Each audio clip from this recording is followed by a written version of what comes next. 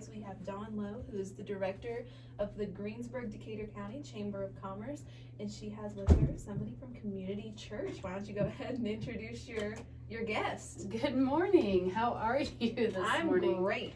Oh my goodness. Well, first, before I introduce our special guest, I've got a few updates that I'm going to give you about the chamber. We have got so much coming up, and I want to make sure that everyone out in our community is invited to all of these different events. They are honestly some of the greatest networking events around. Great place to meet other business owners or to introduce yourself, to make connections. And we're finding every single time that we do an event, whether it's a large event or a small event, there's always something to be learned about someone or about a business. So it's been really great to see, just the different connections that are made within our community. So coming up this week, we have a couple of ribbon cuttings. We have three this week, three ribbon cuttings.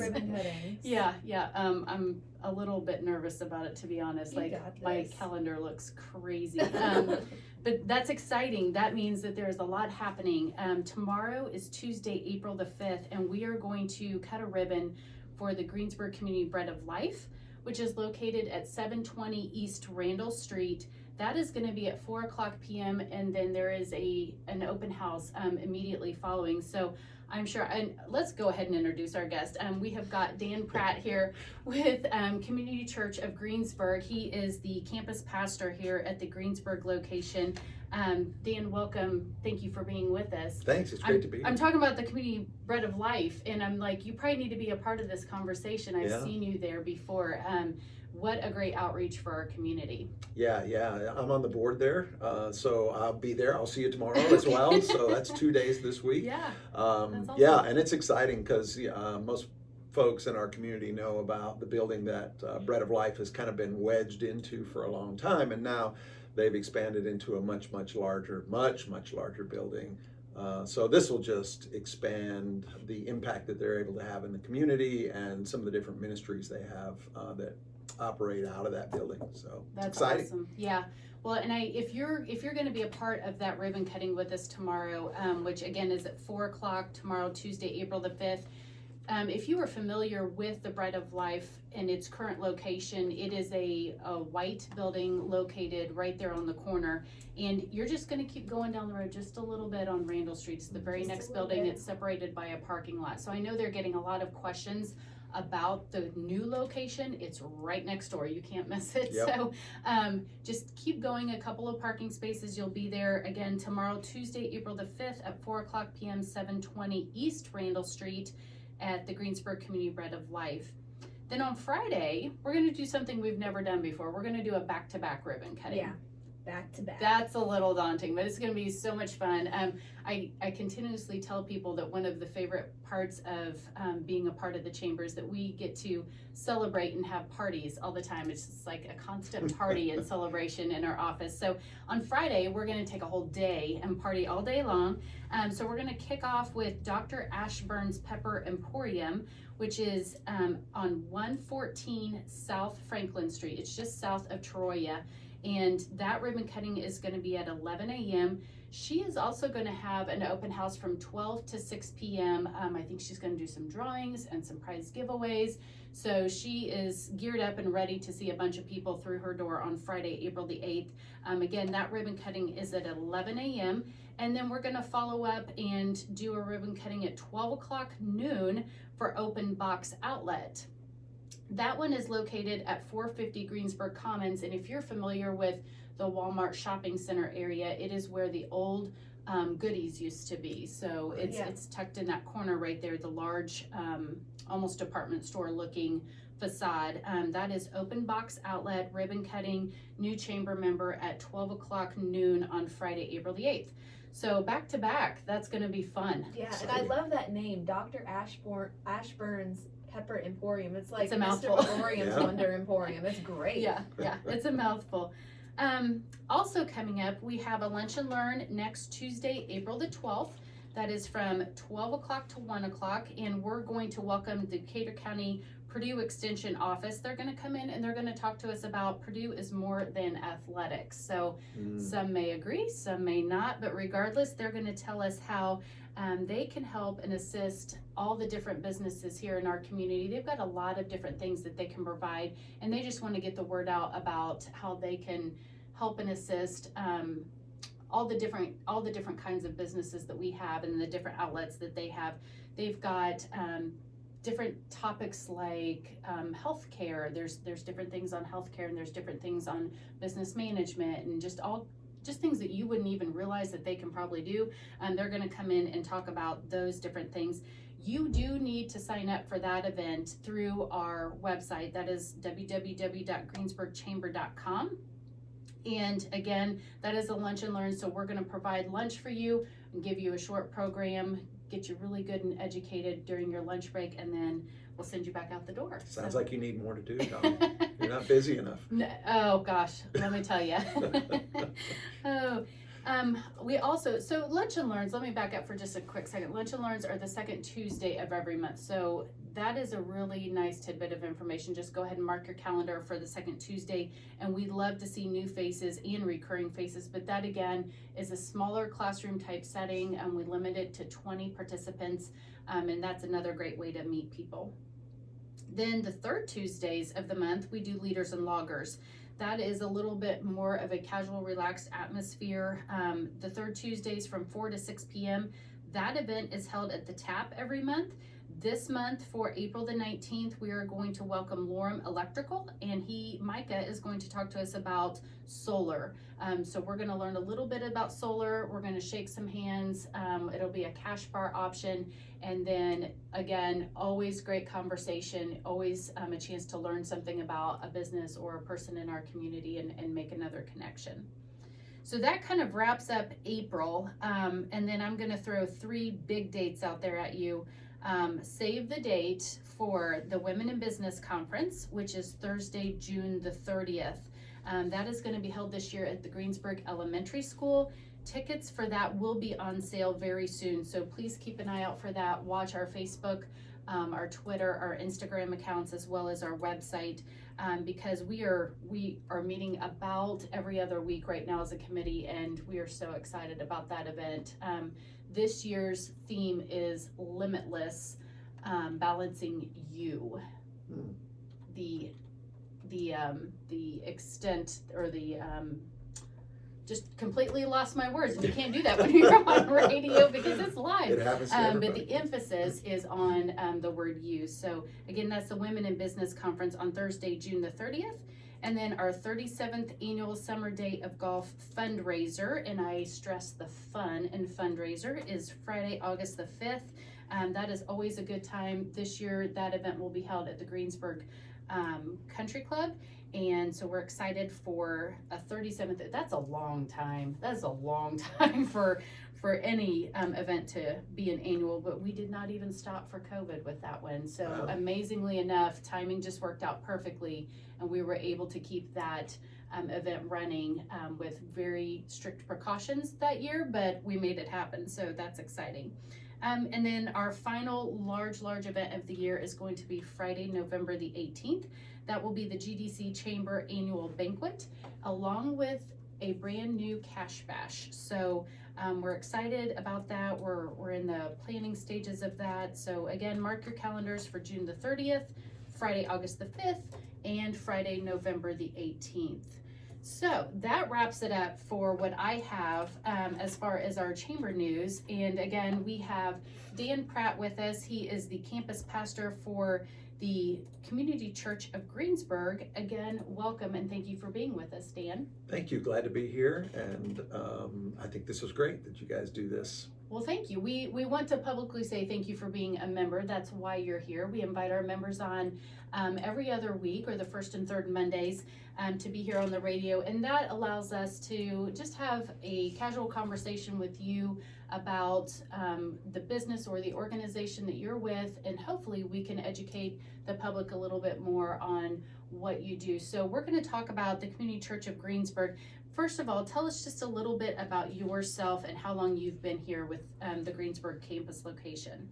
Yeah, my wife and I moved here. It'll be 3 years in May from the Detroit, Michigan area. Came from large multi-campus church up in that area to a town that I'd never heard of before called Greensburg in order to serve here. So my wife and I are empty nesters. We have 3 kids, and they live, one in Seattle, one in Dallas, one up in Ohio. Wow. All over the place. Yeah, kind of split out. So You are spread out. Yeah. Do you get a chance to see them much, I hope? not very much. Not It's, as much as it's a you'd like, long I'm way. sure. Yeah. So yeah, I've been in full-time vocational ministry for 25 years now. I was a youth pastor in Tennessee. I was a pastor down in Georgia for 5 years, up in Detroit for 9 years. And so, yeah, just the call to sort of come back to a rural community, because my first church I served in was in a town in Tennessee, exactly the same size as Greensburg. And I just love what Community Church is trying to do here, and that was the primary reason that we showed up here.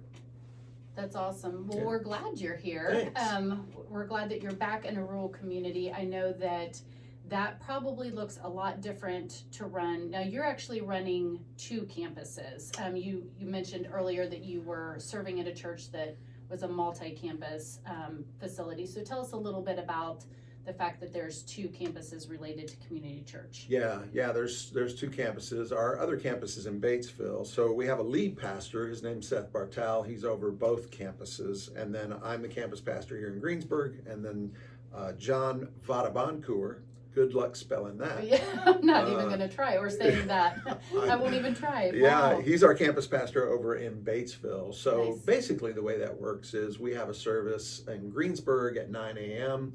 And then if you are leading worship or playing in the band or you're the speaker that day, all those people get in their cars and drive over to Batesville and do the same service for the Batesville community. And that one that starts at 11 is streamed online as well. Perfect. So you do still have an online streaming option. We were talking a little bit earlier. What can someone expect when they walk through the doors of Community Church Greensburg? Yeah, that's a really great question, because we're not a very traditional church. So if you grew up in church, or if you grew up Catholic, or one of the more liturgical denominations, it's very different. There's no steeple. We don't have any pews. We don't have an organ or anything like that. And that's because we are really, part of our focus is to try to be a non-traditional church. The way that we kind of say that is we're trying to be a church for people who don't like church. Okay. And so if Fair enough. Yeah, so for some people who maybe left the church for one reason or another, or people who, like me, didn't grow up in church, coming in the church for the very first time can be a daunting kind of experience. There's a lot of insider language and a lot of things that are, just you wouldn't do in normal life. Mm-hmm. And so we try to remove as many of those barriers as possible. So our music is very contemporary, something that you would hear on the radio. Our speaking and preaching, we never assume that people in the room know their Bible or know much about God. And so we try to make it very practical and clear, which actually turns out is a lot more work to do that. And so, and we always say we want you to walk away with something you can do on Monday, not just something you hear on Sunday. So very life applicable. Yeah. Perfect. That's a really big emphasis on what we do, actually. Perfect. So you mentioned that you are a church for people who wouldn't normally go to church. If I was considering visiting the Community Church of Greensburg, what should I do, or what should I think about, or what do I expect to see as I walk through the doors? What should be my first steps as I enter, and how does that work? Yeah, that's a great question. Actually, we would suggest that you watch online first. Perfect. We've discovered that the lobby of the past has moved to a digital thing. So people will check you out online long before they will come in the doors, because coming in the doors is a little scary for some people. So most people, I would just suggest that you go and check us out online. You can go to icommunitychurch.com. You can watch live on Sundays, like I said, at 11, or you can watch just past services that are posted on there. The recorded versions. Yeah, so that would be the first step. And then if you decide, this isn't a cult, or something really strange, or these people are semi-normal, I'm gonna try this, I might want to try this out, then we would suggest you just decide, based on the community that you're connected to, whether you want to go to Batesville or Greensburg, whether you want to come at 9 a.m., which for some people I get is, that's tough, especially if you have littles. Yep. Or if you want to come at 11, and just kind of show up. The dress is very casual. It's all jeans and, all kind of over the spectrum as far as what to wear.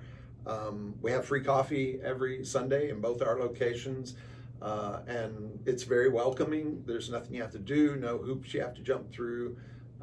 We just invite people just to come, regardless of where they are in their faith. If they're just questioning and checking it out, or whether they've been, had a relationship with God for a long time, just show up and check it out and enjoy. And then, of course, there's a lot of next steps after that we can point you to as well. Perfect. So a church that is not for the normally churched and that is very welcoming. I love that. You mentioned earlier, I guess you didn't really mention, but you hinted a little bit toward a vision statement. Can you tell us a little bit about what that vision statement is for Community Church and what does it mean in practical terms? Yeah, I gave you kind of the casual version of that, the being a church for people who don't necessarily like church, but our actual vision statement is creating a community where all people can connect to God's story. So we believe that every human is eternal in some way or another and a gift from God, and that we're created and valuable and irreplaceable. And so if you break down that vision statement, the first part of that is creating a community. And that's just trying to remove a lot of the obstacles that get between God and people. And a lot of times that's religion. So a lot of the things that church people would be comfortable with, we try to create environments that take away a lot of those kinds of things, which is why it's a little different. So that would be the first part. All people is the next part of that statement, which we capitalize the ALL, because whether you're far from God or you have some background in faith, regardless of your race, your opinions, your political leanings, whatever that is, we want to be a place where people can explore what it means to have a faith in God. And we don't want to be just for church people. So that's a big part of it for us, is trying to think through that. We do that all the time. All the time we ask ourselves the question, is there anything we're saying or doing that if you don't have a faith background, you're going to be lost? Right. So we do that a lot. And then the last piece of that vision statement is connecting to God's story. And that's just basically the fact that we believe God is telling a story of love and redemption in our world, and we think that he's calling us all to be a part of that story. So our stories are actually part of his stories, and so we want to introduce people into ways to connect to that story. I think you mentioned a few key things there that I want to come back to. You mentioned being loved. There's some of these things I don't think we can hear enough, that you're loved, that we're eternal, that we're valued, and that we're important. Mm-hmm. No matter who you are and where you are, like, those are great things just to hear constantly. So, yeah. Oh my gosh. Yeah. Such good stuff. We talk about sometimes the fact that, and historically Christians have not been the best at this. Historically, I think we've expected people that don't believe what we believe to act like we act.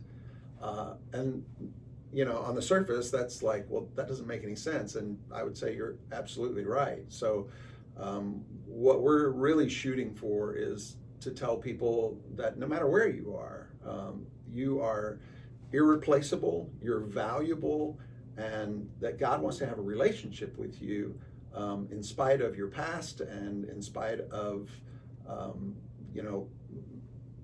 maybe how you've been hurt or impacted by Christians in the past. So that's actually a really big part of our population, are the people who are what we would say are de-churched. Like, they used to go to church, but they got hurt, or something happened in their life and they didn't find the answers they were looking for. And so we're trying to be a place where people are invited back into that relationship, and some healing can occur. Absolutely. So, Nice. yeah. Nice. I know that Community Church does a lot outside of the church service for our community. I've seen a lot of things on your social media. You have different events such as free oil changes, and you have fall festivals, and I think that you're involved with I think Halloween time. So tell us a little bit about that and why you do the things that you do. Yeah. Well, I mean, we're kind of stuck because community is in our name. So we really don't have a choice. But we love doing that. We absolutely love doing that. Strategically placed, though, I think. Yes, it is strategically placed. Yeah. So we love being involved in our community and serving our community. And again, serving people that don't necessarily believe what we believe. So the oil change is one of our favorites because it's so popular, and because it's a no strings attached kind of thing, and everything we do is free, and everything we do is sort of no strings attached kind of deal. And it's, Jesus talked about loving people, loving your neighbor, and he didn't say love your neighbor who believes what you believe. Right. He didn't say love your neighbor who with all these different, if they show up to your church or if they do this or that. He just said, just love your neighbor, period. Yeah. Just do that. And I think if we can figure that out, then the world would be a lot better place. But so we point toward a lot of things like that. We have our oil change in October, usually end of September, beginning of October. Our fall festival has grown dramatically in the last few years, where we're doing a trunk or treat kind of thing, and we have the fire department come out and police department come out, and it has literally doubled in the last 3 years in a row. It's kind of doubled. During the pandemic, we did the outdoor movie nights, family movie nights, which we were totally making that up, and it worked. And a lot of people came out, and we enjoyed serving our community. We showed Disney movies and things like that. We also have our holiday walk participation, which we're downtown for that, and we just give away chili every year at the holiday walk. So a lot of things like that, where we're trying to engage the community. And again, it's not a bait and switch. I'm allergic to that, actually. It's not a hey, we're here and we're going to hand you something about all these different, there's a lot of that, but we just want to serve our community as best we can, and we're involved in a lot of local things, and actually over 10% of what our people give at our church, we pour back out into the community. So we write a lot of checks for a lot of local ministries, but we also point our people to getting involved and trying to make an impact in the community and in the world.